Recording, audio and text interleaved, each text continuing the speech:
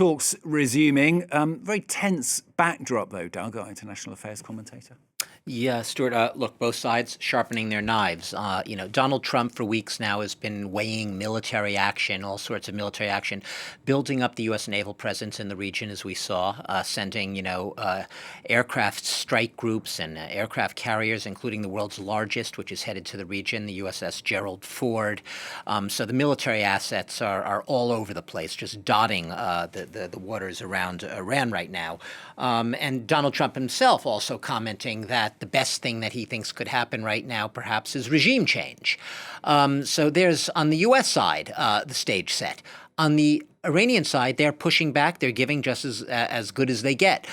Basically, you had Abbas Araghchi, the foreign minister, meeting with, he was in Geneva a day ahead of these talks, meeting with the head of the nuclear watchdog, the IAEA, basically saying, trying a lot of technical talk. But on the sidelines of those meetings, he's been basically saying that Iran hopes to achieve what he calls a fair and equitable deal, but he won't do it at the point of a gun barrel. He will not do it, as he said, submission via threat. And they've been putting some muzzle behind those words. Iran's Revolutionary Guards have been conducting exercises in the Strait of Hormuz. Now, you can see it there, I believe, on the map. It's very narrow. It's a narrow passageway in between the Persian Gulf and the Gulf of Oman, which leads into the Arabian Sea. And why is it so strategically important, Stuart, and why is it significant that they're conducting exercises there on the eve of these talks?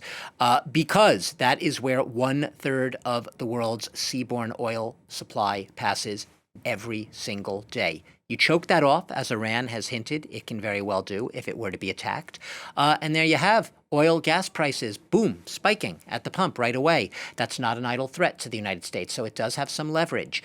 Where Iran is not ready to negotiate, it's ready to look at nuclear issues, although it's not ready to consider zero uranium enrichment because it has always said its program is for peaceful purposes only.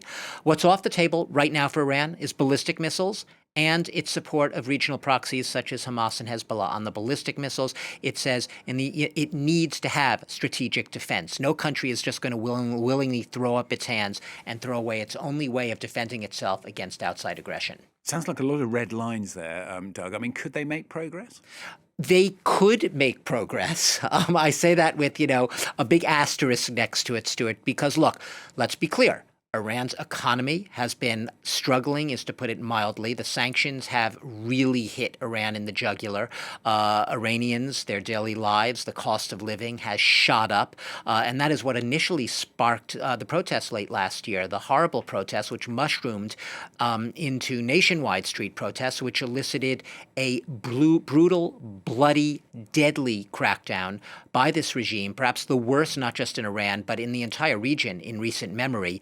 With human rights organizations saying the death toll may be not in the thousands, but in the tens of thousands, with details and more evidence coming out almost by the day.